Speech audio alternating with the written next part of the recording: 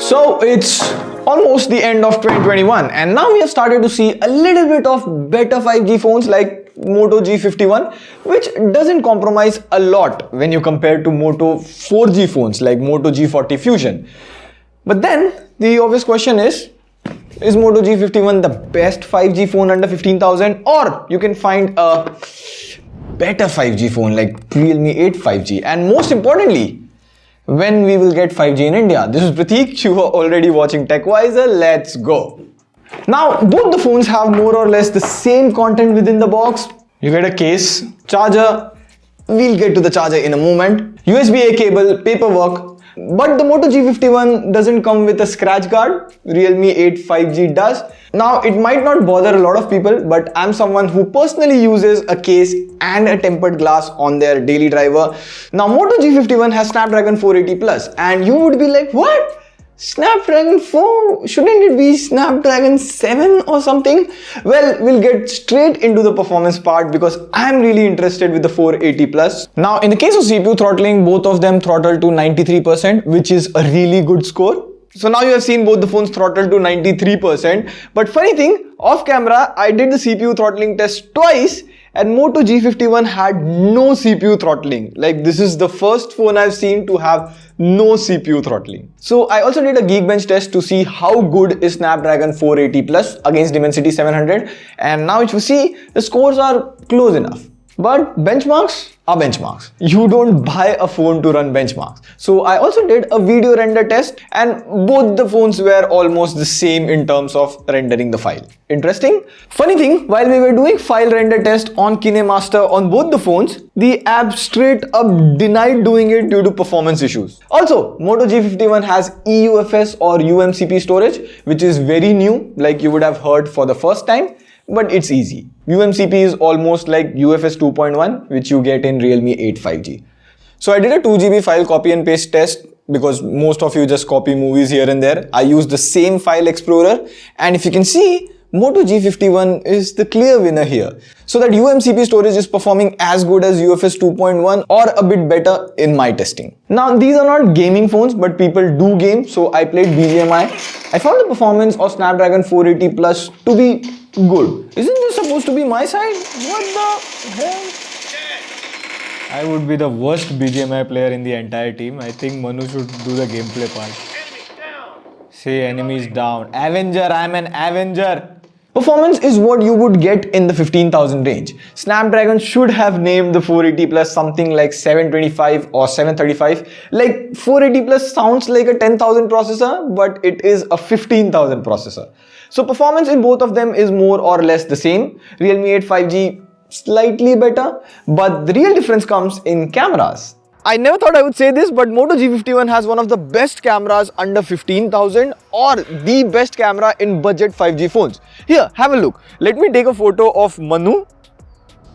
Like if you see here, Realme has that bright saturated look. It tries to bright up the face, whereas Motorola is well balanced, good HDR and real life looking face.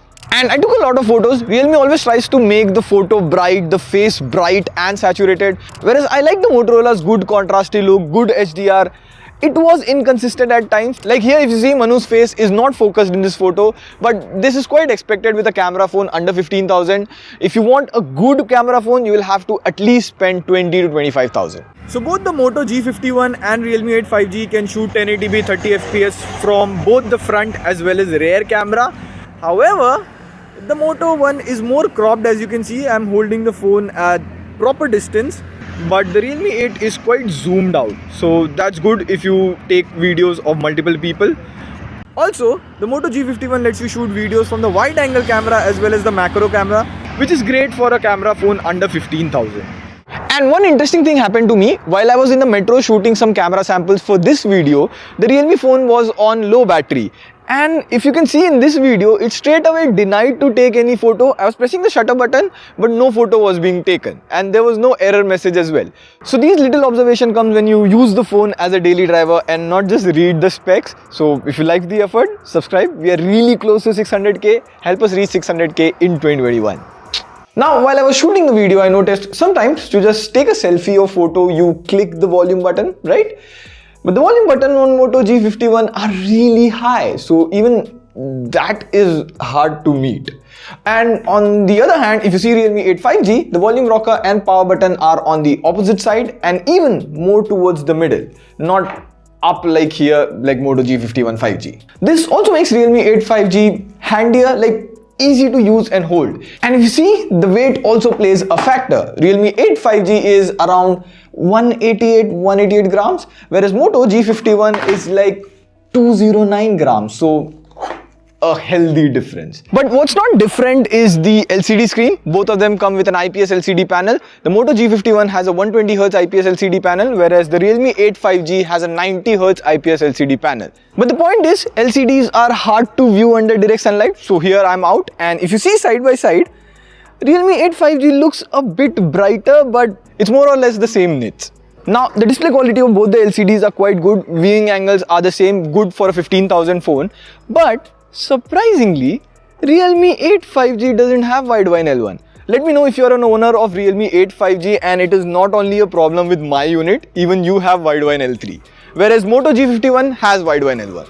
Both have a similar 5000 mAh battery. Realme 8 5G gets 18 watt charging and Moto G51 gives 20 watt charging. The day-to-day battery usage is the same. The Moto G51 has no ads and absolutely no bloatware. There's Facebook, which you can remove, like they removed it from every poster in India. It's Meta now. Meta. Whereas Realme 8 5G has a bit of bloatware. You get the usual App Store notification to download wallpapers, icons. But if you use Realme's own apps, like see File Manager, here you can see ads. You can ignore this, not a big deal, but my job is to tell you that it's there. And yes, this Realme 8 5G is supposed to be a 5G phone, 5G in the name, and wait for it, it doesn't have 4G carrier aggregation. Like you get 5 bands of 5G here and 12 bands of 5G here, but no carrier aggregation.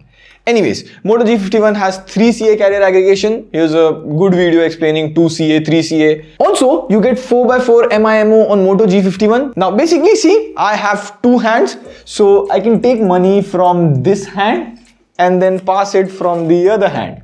Now, 4x4 MIMO means you have 4 hands, and now I can take money from 2 hands here and pass money from 2 hands here. That's 4 hands, although I don't have 4 hands to show you, but that's 4 hands of 4 antenna and hence 4x4 MIMO. But in real life, side by side in speed test, there's hardly any difference, as you can see. Now, here's a very wise tip on 5G phones. Moto G51 is actually a good 5G phone in a long time. See here, if you compare Moto G51 5G with Motorola's G40 Fusion 4G, there's little to actually no compromise in my opinion. And pricing is still the same. Whereas for other brands, let's take Realme 8 5G and compare it with Realme 8 4G. You miss out on fast charging, AMOLED display, carrier aggregation, secondary noise cancellation mic. It's all compromises on basic features to give you 5G, which actually, if you see around, hold on.